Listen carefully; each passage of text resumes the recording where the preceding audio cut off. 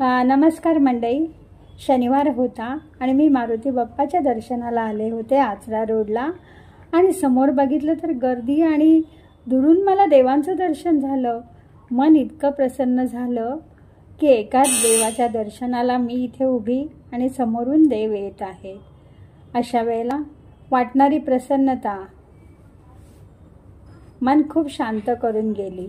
पण जाणून घेण्याची उत्सुकता, हे देव कुठून आले आणि कुठे जाणार आहेत.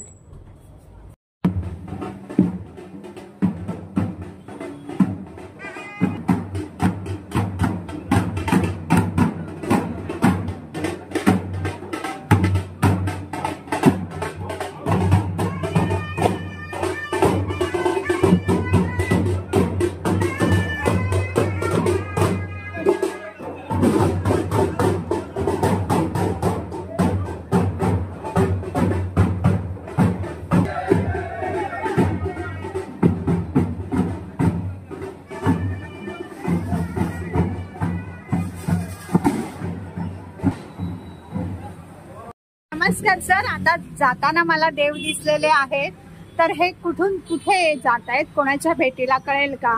हे कणकवली गावचं स्वयंभू रघुनाथ मंदिर आणि स्वयंभू रघुनाथ देवस्थान आहे. ते गावची देव आहेत आमच्या.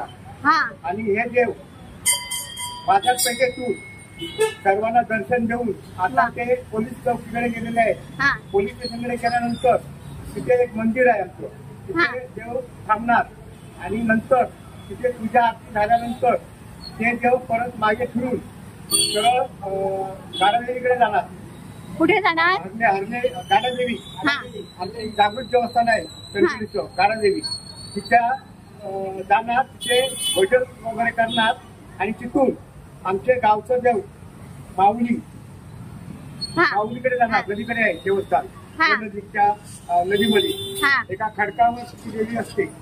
त्या खडकावर जाऊन ते देव तिथे थांबणार आणि नंतर ते देव माऊलीचं दर्शन झाल्यानंतर परत बाजारपेठेतून पालकरवाडी मार्गे आणि पट्टीदेवी मार्गे स्वयंभू रघुनाथ मंदिराचे आगमन होणार. त्याचे विसर्जन रात्री 8 वाजता. रात्री 8-9 वाजता एवढं भाविक असतं की महिलांची गर्दी भरपूर असते. गर्दी भरण्याचा कार्यक्रम असतो माऊलीकडे.